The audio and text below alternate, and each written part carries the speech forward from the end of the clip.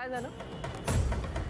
2 दिवसापूर्वी तुम्ही बातमी दिली होती की गौरी आणि तिची मुलगी ती असण्याची, हो ना? पुढे काय? हो बरोबर आहे. बरोबर काय? अहो 2 दिवसापूर्वी ही बातमी सांगितली होती. पुढे काय? त्या बाईचा शोध घेतलात की नाही? काय तुम्ही एका बाईला नाही तुम्ही शोधू शकत? हा? खरंच उगीच हा युनिफॉर्म घालताय तुम्ही असं वाटतं मला. हो मॅडम, ही मुंबई आहे मुंबई. 50-50 घराचं खेडेगाव नाहीये. आवाज दिला आणि माणूस समोर उभा. हे बघा, या मुंबईमध्ये ना एखाद्याला शोधायचं असेल ना त्याचं नाव, गाव, पत्ता, लोकेशन या सगळ्या गोष्टी लागतात. नाहीतर समुद्रामध्ये सुई शोधण्यासारखं कठीण काम असतं हे. बरं कळलं. पुढे काय मग? शोध घेतोय आम्ही. एक 8-10 दिवसामध्ये आपल्या हाती क्लू नक्की मिळेल. काय? अजून 8-10 दिवस?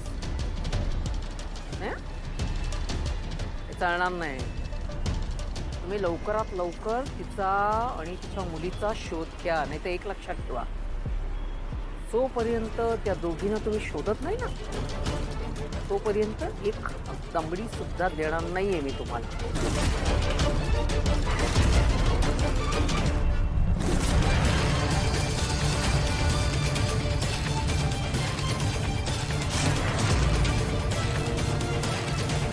तुम्हाला सांगते, हे मार्केट घरापासून थोड्या अंतरावर लांब पडतं, पण इथली भाजी मस्त आणि ताजी असते बघा. इथली भाजी अंताजी म्हणजे हो, एकदा तुम्ही आमच्या गावाकडच्या शेतावर येऊन बघा, मग तुम्हाला कळेल ताजी भाजी कोणती असते ती. ए, तुझ्या डोळे फुटलेत का? दिसत नाहीये का तुला? तुमचे डोळे फुटलेत का? डोळे दिलेत का? पटनायत नुसती. तुझ्या बापाने असा रस्ता क्रॉस केलेला का? जास्त बोलू नको. तू जास्त बोलू नको. गावठी गप्पच केलं ना. तुला माहित नाही मी कोण आहे? कोण आहेस? थांबा ना जरा, नका ना भांडू. ताई, तुम्ही बी जरा शांत व्हा. हात जोडते तुमच्या मोरे दादा, शांत व्हा. तुम्ही बोलताय ना म्हणून जाऊ देतोय.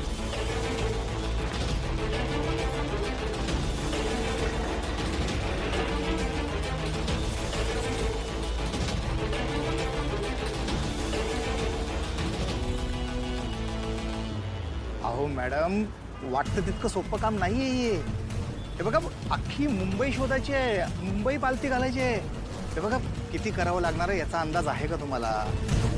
गुलाब्यापासून विरारपर्यंत भिंग लावून तपासावं लागणार आहे. 18 वर्षापूर्वी हरवलेली बाई आहे ती. तिला शोधायचं म्हणजे पोलीस फाटा लागणार आणि तेवढी संख्या आमच्याकडे नाही.